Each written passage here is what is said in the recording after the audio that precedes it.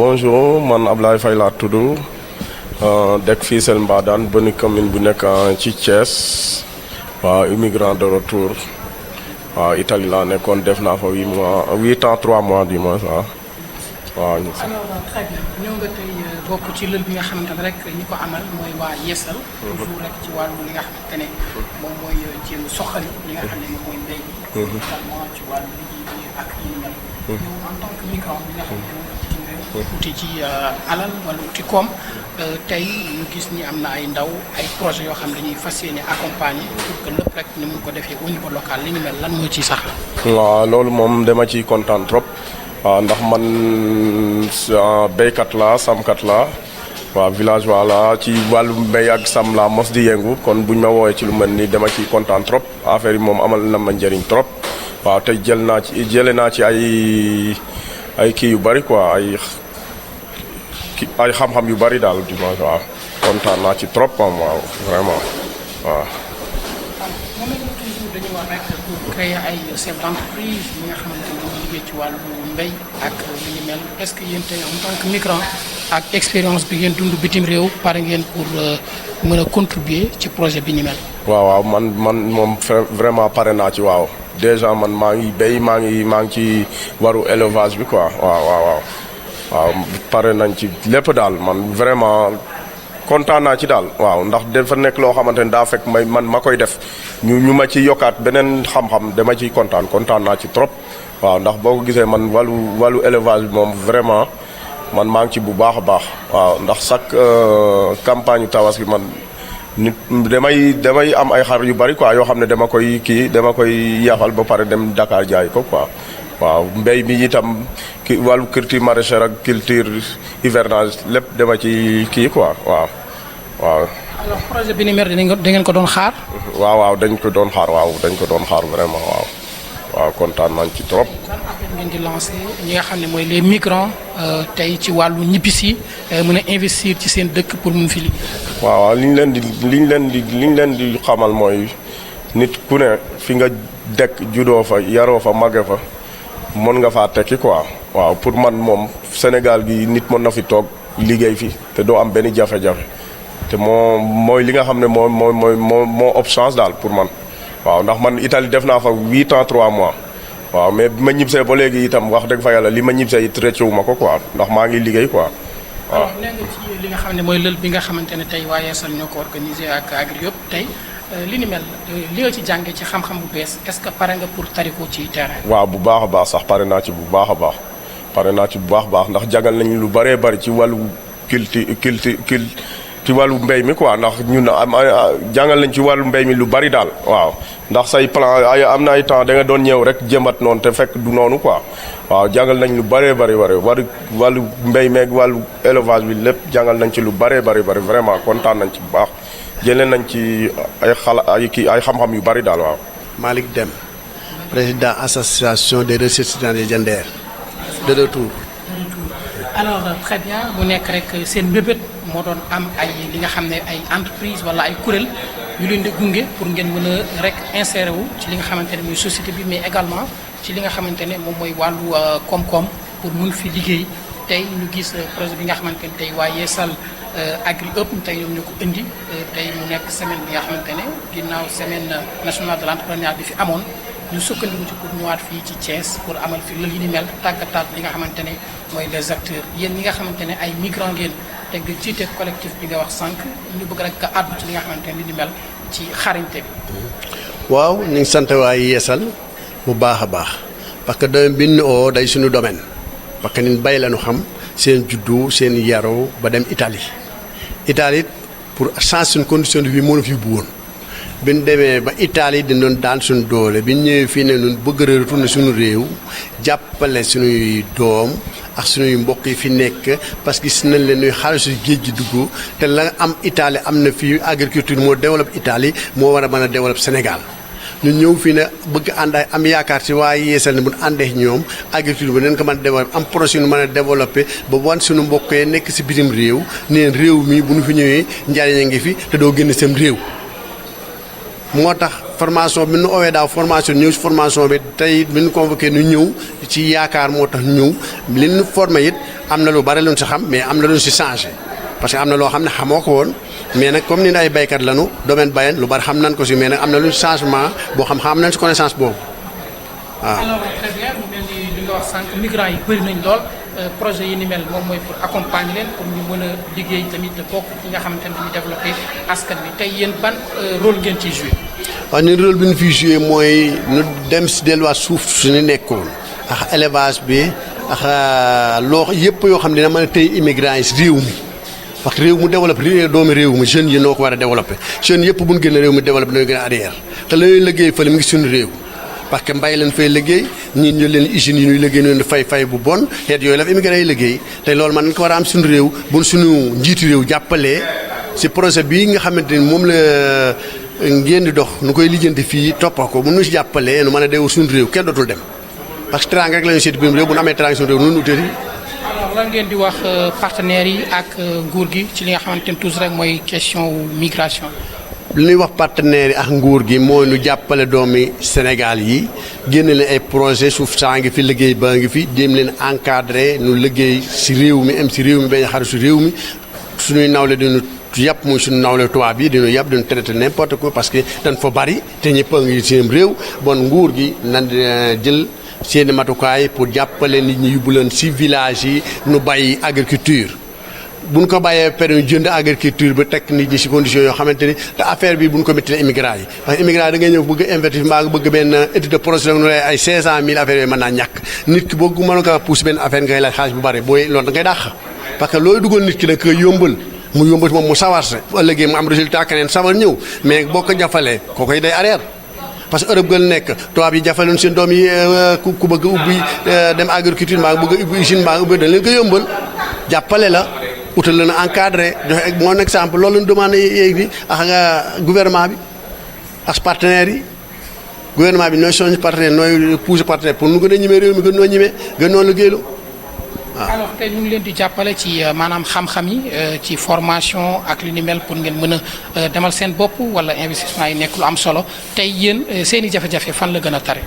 suñu jafe-jafe par exemple man kii domaine bi ma ne mooy agriculture am nay jafe-jafe parce que mooy matériels yi nga xam ne yu nouveau yi nit ñi war a liggéey terre bi comme ay tracteur ay produits yi nga xam mooy day muus yi nga xam mooy yàq mànga ji comme man domaine mànga di daas yëngatu yooyu yëpp gouvernement dañ ko war na ko yombal technique yooyu ak moyens yooyu ba nga xamante ne yooyu yëpp dañ si mën a lit parce que nit bu dee liggéey te la muy liggéey amul te mooy ma dara ndax li ma defoon ce matin yor ab ëllëg alors bàyyi lu bare liggéey lu bare dañuy indil mooy yoo xamante ni mën nañ si liggéey bu bari nit ñi am nañ volonté liggéey mais nag amun ku leen jàppal amun doole parce que boo amee 1 million nga jël 1 million bëgg see defee daal du sutti 1 million mën la liggéey dara dégg nga gouvernement bi nag li may ñaan ñu jàppale nu daal bu ñu jàppalee daal duñ ko réccu waaw ok merci beaucoup.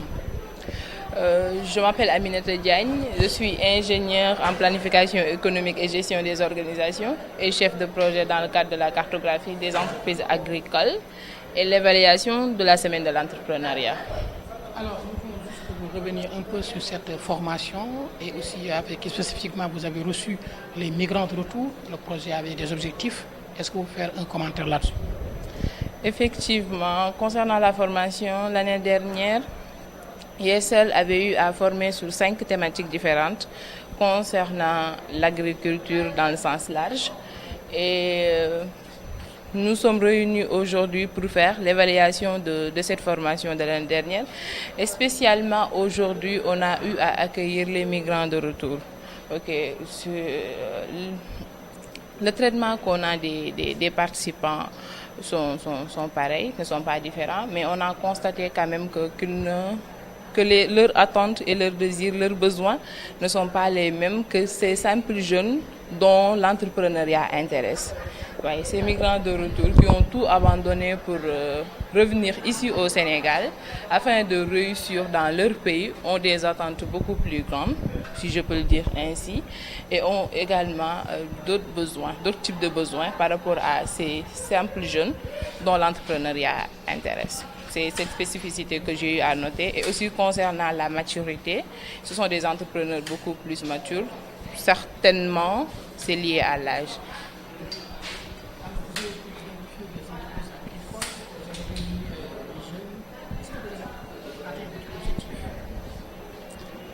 Ok. D'abord, c'est deux choses distinctes. Concernant les entreprises agricoles, on a effectivement atteint l'objectif qu'on s'était fixé. On a déjà eu à faire une cartographie des entreprises et on a un répertoire où il y a le maximum d'entreprises agricoles qui se trouvent à Thiès. Mieux encore, on a un système d'information géographique où il est question de d'abord localiser l'entreprise, ensuite renseigner l'entreprise sur la base de quelques critères comme la taille, comme la prédisposition de l'entreprise à accueillir des stagiaires, comme de quel type d'entreprise il s'agit, ainsi de suite, ainsi de suite. Beaucoup d'informations qu'on a sur le système d'information géographique qu'on a eu à faire dans le cadre de la cartographie. Dans le cadre de l'évaluation également, nous venons juste de dépasser le quorum. Et du moment qu'on a dépassé le quorum, on ne doute plus de la fiabilité des données qu'on va recueillir. Et dans ce cas, je peux dire qu'on est également satisfait.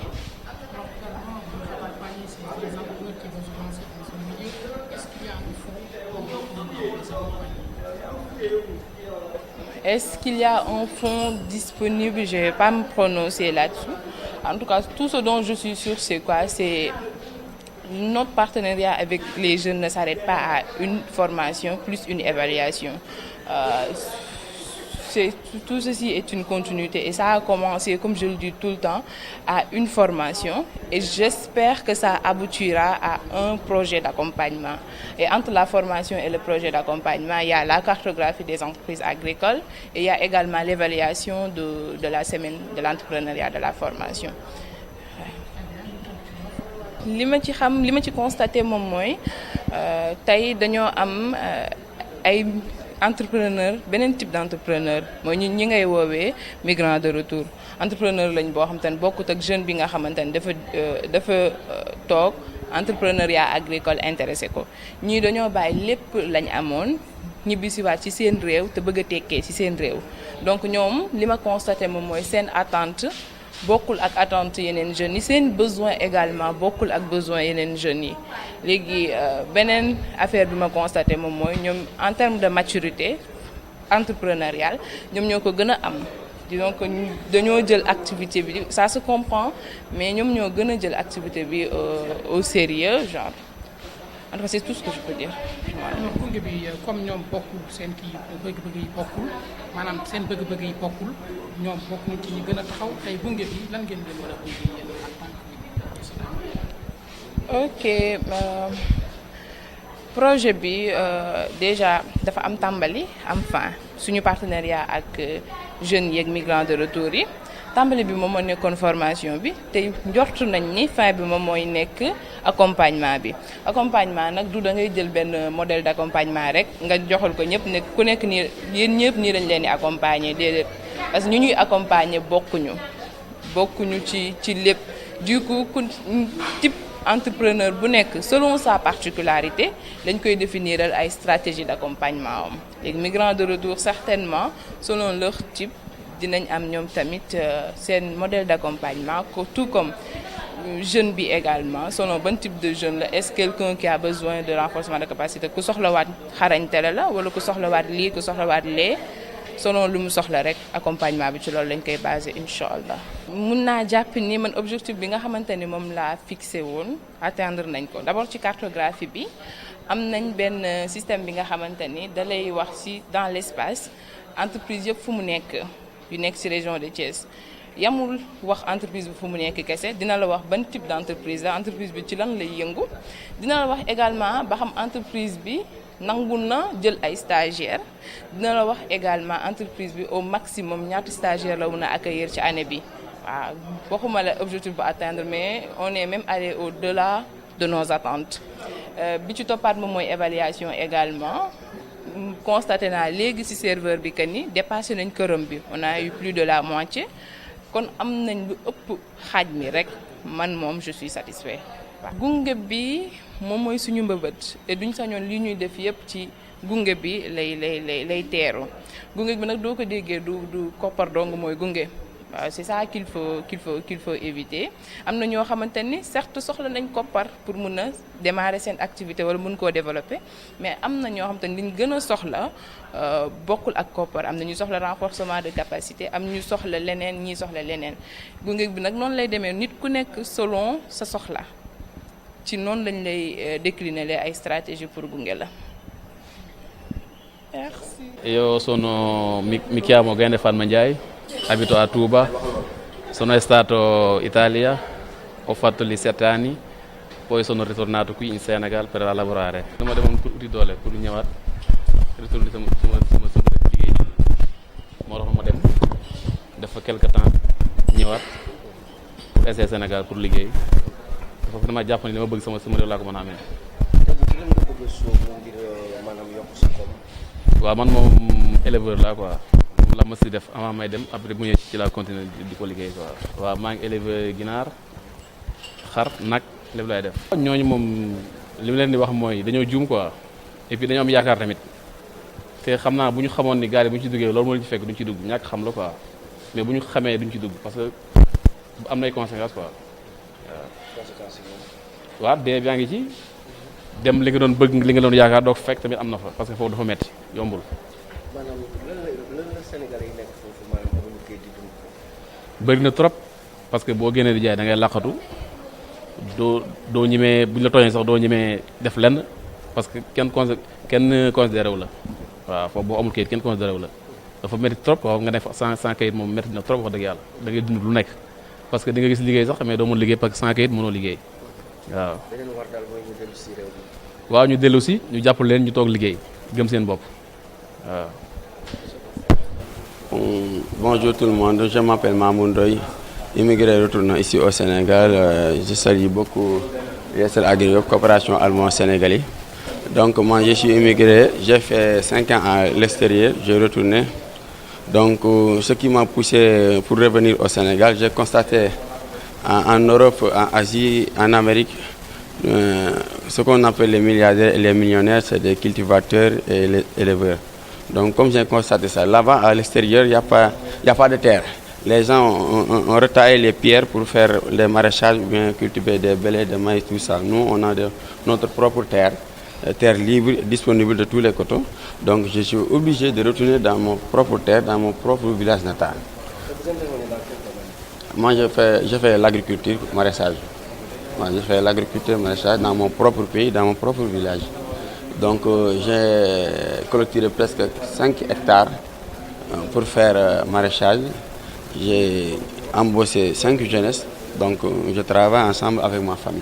Revenez un peu sur les revenus, ce que vous gagnez actuellement au Sénégal et auparavant ce que vous gagnez en Europe. Non, à l'Europe, si tu gagnes 1000 € ou bien 800 € par mois, donc si tu sors tes dépenses, donc ça reste presque 100 €, 200 €.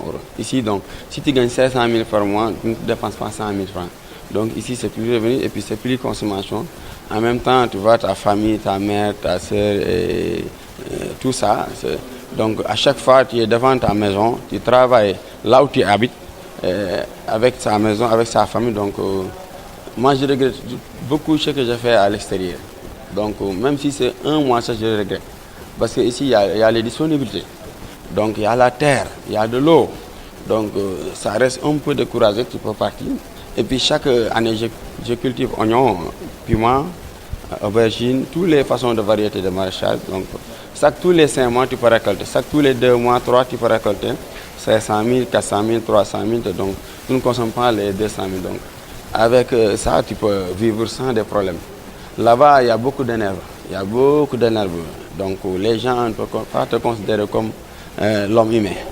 Donc si tu as des possibilités de travailler ici au Sénégal, ça c'est autre chose, vraiment. Donc rester au pays, réussir au pays, c'est une réalité. Rester au pays, réussir au pays, c'est une réalité. En même temps, nous on a fait ça. Moi-même, je l'ai fait. J'ai conseillé mes amis qui sont en Europe, qui sont ici même là, je les conseille, partir en Europe et en Asie, ça c'est interdit maintenant. Ici, il y a la terre, il y a l'eau, il y a des possibilités de travail. Si tu fais l'élevage, il n'y a pas de problème. Il y a la terre, il y a l'eau, il y a l'espace. Là-bas, il n'y a pas d'espace. Même les Européens quittent là-bas pour venir ici. Parce qu'au moins ici, il y a la terre. Là-bas, il n'y a pas de terre. Ça reste qu'en haut. C'est en haut, pour le travail là-bas, il n'y a que pour bâtiment là-bas. Donc ici, c'est plus rentabilité. Vraiment, moi, je regrette ce que j'ai fait en Europe ou bien en Asie ou tout ça. Maintenant, j'ai préféré mon pays, j'ai préféré dans mon propre pays, travailler ici, réussir ici. Donc, c'est une bonne voie. Et quelle est la continuation à l'endroit des Sénégalais, surtout des jeunes qui empruntent les propres? Non, là, c'est inaccessible. Maintenant, même si tu m'amènes un jet privé, je ne pars pas. Donc, pourquoi tu prends un pirogue ou bien autre chose pour tenter ta vie comme ça, baser ta vie? Moi, je conseille les jeunes, là où j'habitais, j'ai expliqué à chaque fois avec les gens qui venaient dans mon propre champ, mes jeunes, tous les hommes, je leur expliqué à chaque fois que je parle avec les gens, je dis que mon frère, enlève dans sa tête partie honneur. Ça, moi, c'est interdit. Il n'y a rien. Si tu prends 2 millions, 3 millions, même 500 000, prends les prods, tu tentes ta vie, tu vas mourir dans l'eau, après, tu gagnes quoi? Mieux vaut que tu restes ici. Moi, à chaque fois que je parle avec mes amis, je les obligé de rester ici au Sénégal, travailler au Sénégal, réussir au Sénégal. À chaque fois, tu vois ta propre femme, tu as bébé, sa maison, tu travailles, tu dors bien, tu manges bien avec ta famille. En même temps, les champs, tu aides ta famille, tu aides les collègues. Parce que ce que tu récoltes dans nos propres champs, tu donnes les gens.